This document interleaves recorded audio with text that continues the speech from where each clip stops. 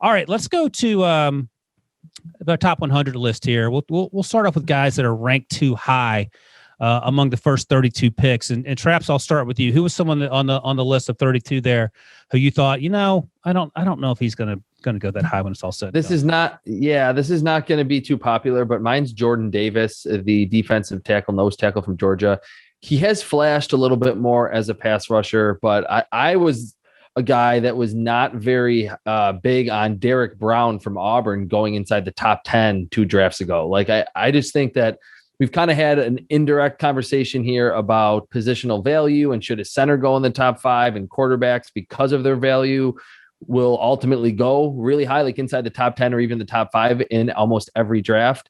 I just feel like a player that is really, really good against the run and might occasionally give you a splash play here or there as a pass rusher, like that's not worth a top 20 overall player in this draft. Josh, let me ask you this, because I don't feel dissimilarly than you, to make that a complicated sentence. I feel the same way you do, Traps, about Jordan Davis, because he's 6'6", 360, whatever he is. He feels like a 2-down player to me, maybe a 2.5 down player if you want to do the math. I did like Derek Brown a lot. I liked Javon Kinlaw a lot. I was okay with what those guys went. But I think in terms of body type, Jordan Davis feels more like Dexter Lawrence. I don't think he's as good as Dexter Lawrence. So I've had him going in the bottom half, even the bottom third of the first round. Where you are, like, number one, comparison to Dexter Lawrence, Josh, and number two, where would you have him going, or where have you had Jordan Davis going in your mock drafts? I've had him going to teens or the 20s, somewhere in there. I like the idea of him possibly going to the Chargers or the Broncos or the Cowboys, or as recently as this weekend, coming around to the idea of the Browns possibly using a pick on him with as poorly as they've done stopping the run here of late. I think he's shown a lot of improvement as a pass rusher, so I think he does have that 3-down capability. Now, as far as conditioning, does he have the conditioning to be on the field for all 3 of those downs? That's a different question. But when you evaluate the player, you kind of have to consider what level of impact he's going to have on your team, because if he's going to have a Vita Vea type impact on your defense, then you're comfortable getting that quality of a player. Because, the reality is, if you hit on him, if he's a good player, maybe he's not exceptional, you're going to be happy with that all day, because we see so many players taken in the first round that end up being busts. So you would rather have a good player as opposed to a bust any given point in time. But I think for the right team, he certainly has some first round capability for sure. He's going to have to go into the right system, of course, a team that knows his skill set. He's not going to be everybody's cup of tea. And quite frankly, it's a discussion that is going to be very polarizing across the league. I mean, you got discussing it there a little bit.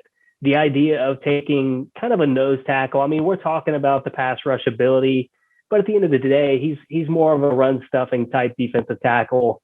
That's where his bread is buttered at the end of the day. So if you're not comfortable taking that in the first round, then he's not going to be for you. But I do think that there is going to be at least one team that is comfortable with him in terms of his run stopping ability, and then also the ability that he can give you on third down. So I think he's going to go in the first round. I'm comfortable with that.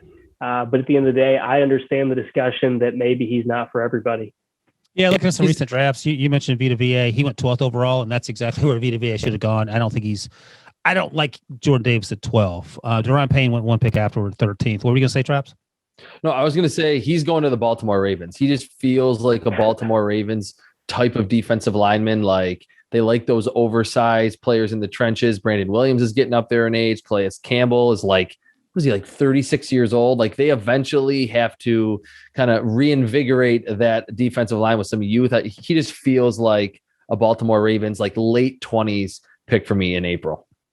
And I'll say this, it's not so much, his pass rush potential is not so much measured on sacks alone, because you've seen the way that Vita Vea is able to impact the game just with his size. I mean, his ability to collapse pockets, fill run gaps. I mean, he's occupying 2 defenders at a time, allowing guys to come around on those tackle end stunts and get free to the quarterback. So, he may not have the sack numbers at the end of the day, but if he's creating opportunities for his teammates, that's got to be measured too. And he's certainly done that for Georgia. Mm-hmm. Hey, Josh, is he better than Danny Shelton? I'm just looking over the list. He was the first round pick of the Browns back in 2015. He You went. know, if Let me see. He went 12th overall. My God. Okay, go ahead. Yeah, so Danny Shelton was we kept hearing the word dancing bear used to refer to Danny Shelton during the draft process. I think at times he wanted to be a little bit more of a pass rusher than he was just a run stuffer. And eventually he came into his own and had some good seasons later in his career with the Patriots. But obviously, a pick did not go well for Cleveland. I mean, we could sit here all day and talk about the picks that did not go well for Cleveland, unfortunately. But yeah, but at the time, how'd you feel about it? Yeah, at the time, I thought he was a very player. I thought it was something that they needed. I sold myself on the idea that they were going to build through the trenches, and at the end of the day, that's where you win football games. I still believe that, but it's about getting the right players in the trenches. And Danny Shelton just was not the right player for Cleveland. I think Jordan Davis is a better player, though. I think he kind of understands his role at the end of the day, and then the added ability of being able to collapse those pockets is something that just gives him additional value.